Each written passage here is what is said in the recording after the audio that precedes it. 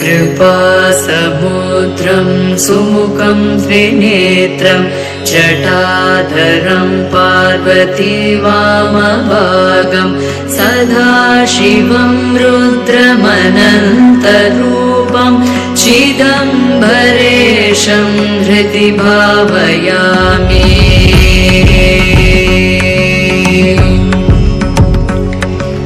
वाचामतीतं फणिभूषणाङ्गं गणेशतातं धनस्य मित्रं कन्दर्पनाशं कमलोत्पकाशं चिदम्बरेशं हृदि भावयामि।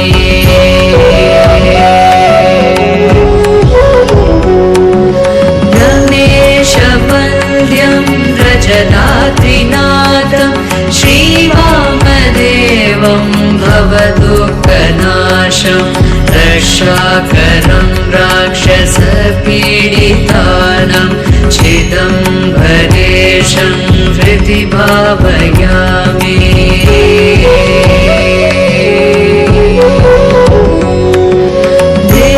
देवादिदेवं जगदेकनाथं देवेशवन्द्यं शशिकाण्डचूडं गौरीसमेतं कृतवेङ्कटक्षं चिदम्बरेशं हृदि भावयामि।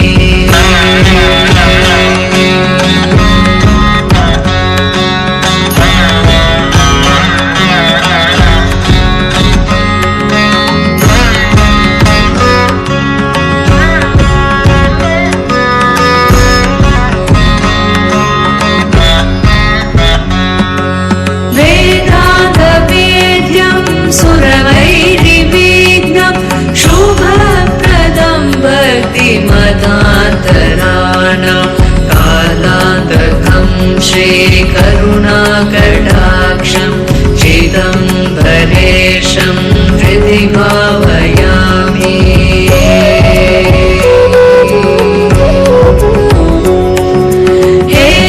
हेमाद्रिचापं त्रिगुणात्मभावं गुहात्मजं व्याघ्रपुरी समाद्यं श्मशानवासं वृषवाहनादं चिदम्बरेशं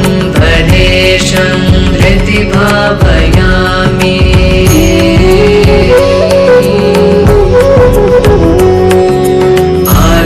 आद्यन्तशून्यं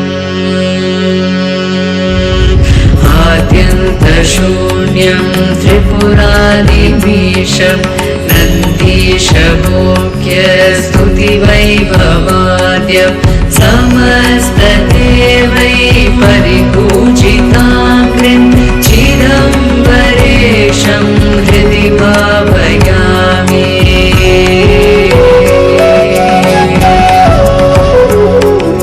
तमेव वाल्दम् अनुभूति सर्वम् अनेकरूपं परमात्मेकं पिनाकपाणिं भवनाशहेतुं चिदम्बरेशं हृदि भावयामि।